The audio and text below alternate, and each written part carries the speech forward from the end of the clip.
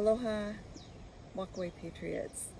My name is Barb Balatico. I live on the island of Hawaii, and I've been here this time I've been here like 5 years now, but I lived over on Oahu for 20 years, and then I came from Washington State, sadly. Actually, it's a beautiful state, but the politics are terrible.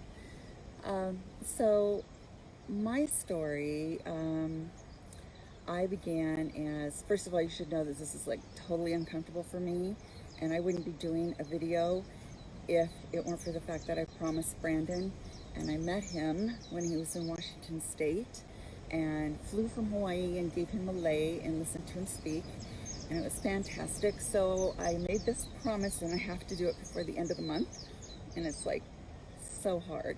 Anyway, I came from a Democrat family.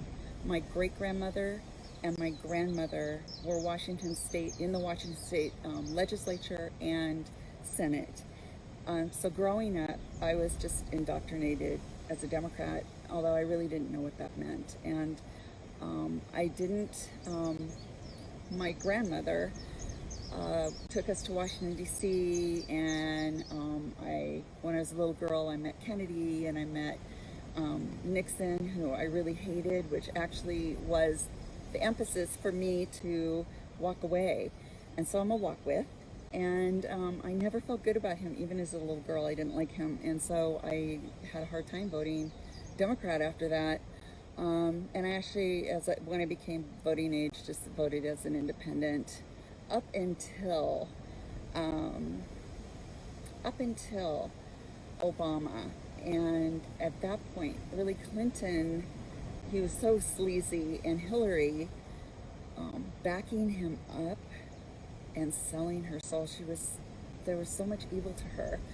I began doing some research. I had friends that started asking me questions I couldn't answer, would ask me if I knew anything about what had been going on in the world, and I didn't, because I was raising my kids, and I was trying to my husband's in the background giving me a hard time now, and so I didn't pay attention to anything until Obama ran.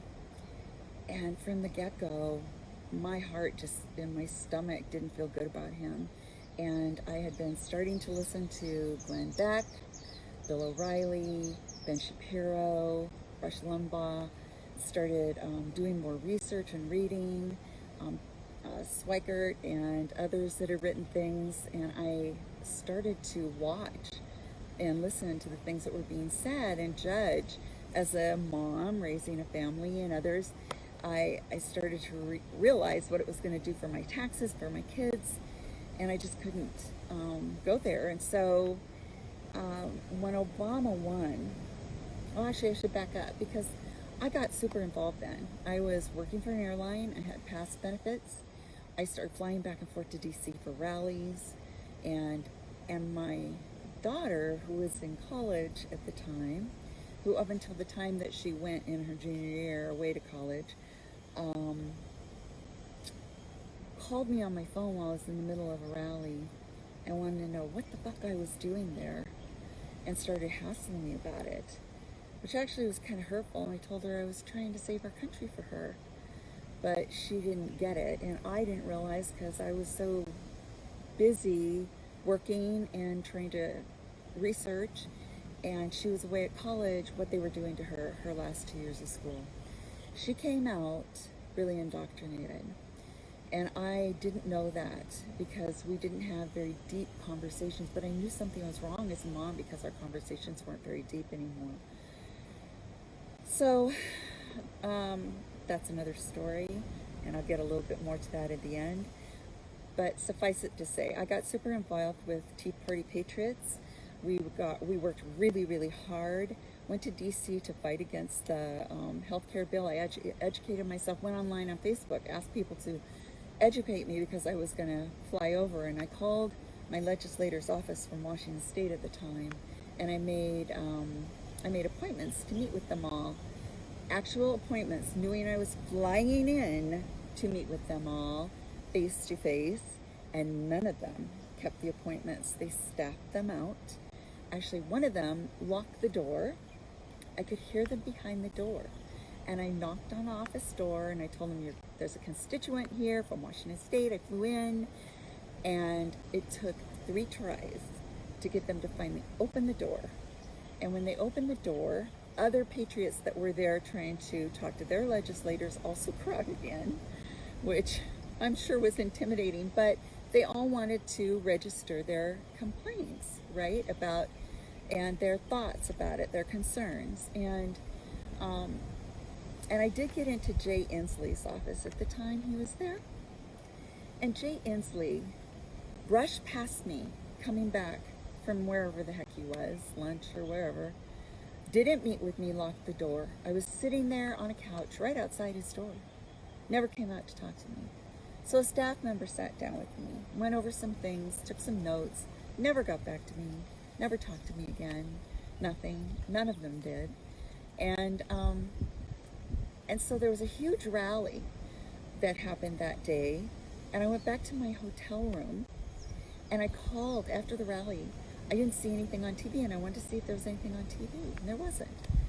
And so I called the local news stations, and all they asked was, "Who are you?" and hung up on me.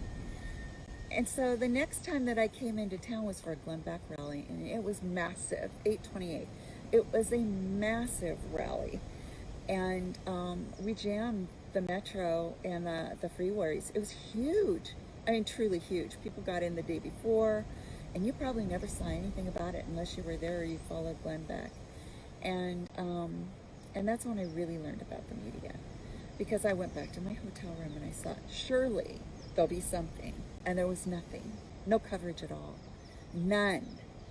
And I had filmed for like at least 2 hours from one of the parks where we gathered to walk from this park up to the Capitol building and hold this rally. And I filmed for a good 2 hours before my battery went out, and it still wasn't the end of the line. People came from all over the country. So I called all the major networks, all their newsrooms, each one of them. Who are you? A mom from Washington State. I attended this rally. It was massive. I wanted to know when you were going to cover it so I could watch. They would hang up. Every single one of them hung up. And that's when I knew we were really in trouble.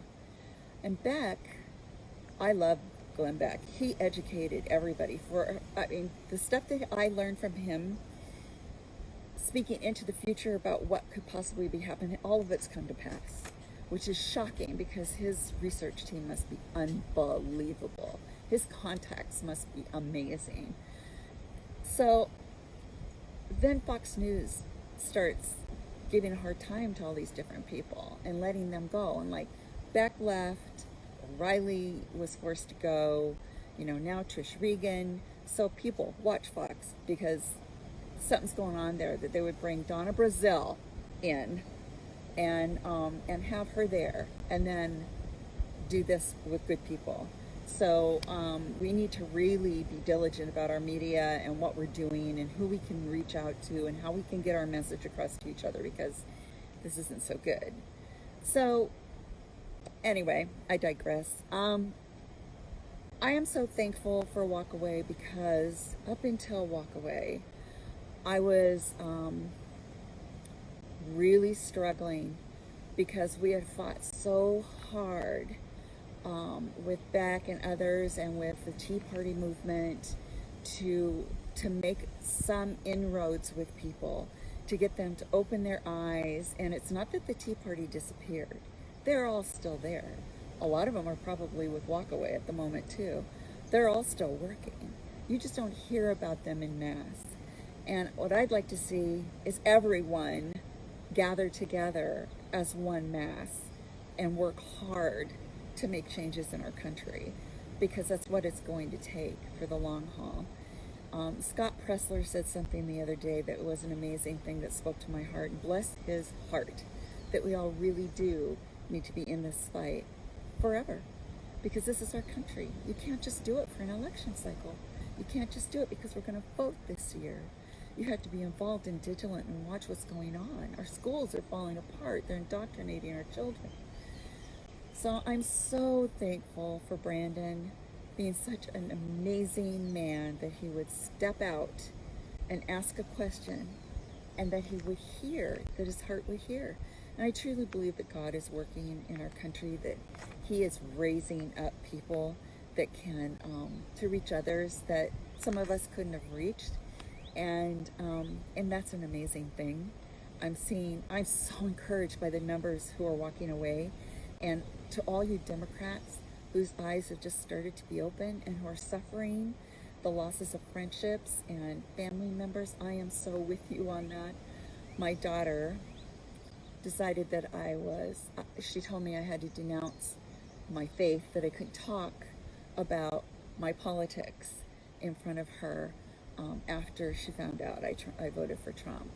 And she quizzed me on why, and I answered the first question. She's like, sent me a typed questionnaire. And I thought it came from the DNC, frankly. I mean, I actually researched to see if it came from the DNC website, which is so sad because this is my little girl and I love her with all my heart. And I'm going to try not to cry because it's been now 3 years.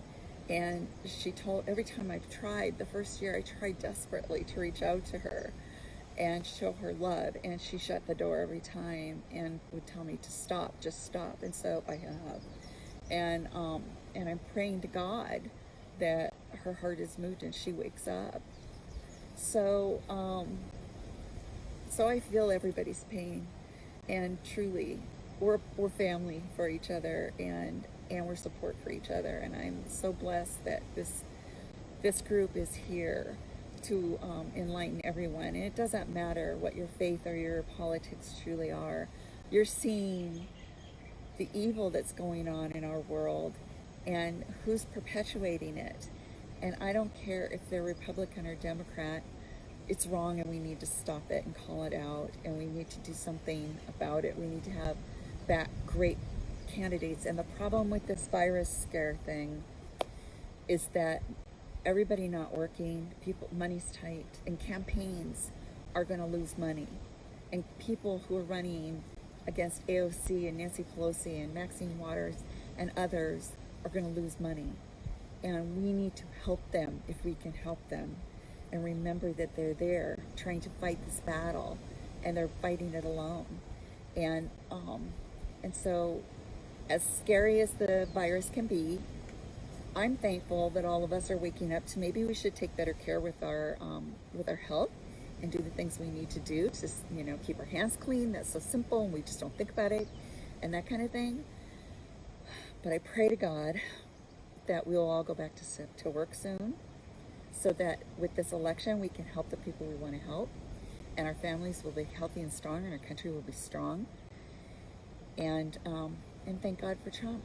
He wasn't my first choice, Cruz was, but I am so thankful to see him as a businessman bringing his expertise to the presidency. We don't need attorneys. We don't need politicians. We need businessmen. This is a business. This country is a business, and we need good business people that have good common sense, that have good hearts, that care about the people of this country to run it. And we can't let Nancy Pelosi and people like her have control anymore. We just can't. So thank you for listening to me, and God bless each and every one of you. God bless Brandon and your staff. I am going to commit to praying for you every day, and supporting you in every way I can as you reach people that I can't possibly reach. And I pray for each and every one of us that we have what it takes to stand firm, speak truth, even to the people who don't listen or don't want to hear. This is a good time, actually, for that, because there's a lot of scared people looking for answers. And if you can point them to the truth, that's a good thing. So be bold. Don't be afraid to put on your Trump hat. I just don't happen to wear baseball caps. I wish that they made a Trump dress, like Joy Villa. Put out Trump dresses for us. T-shirt dresses. I'm so tired of t-shirts. Anyway, I've gone on way too long and I'm so uncomfortable, but I kept my promise, Brandon, and I will come to see you again and God bless everyone.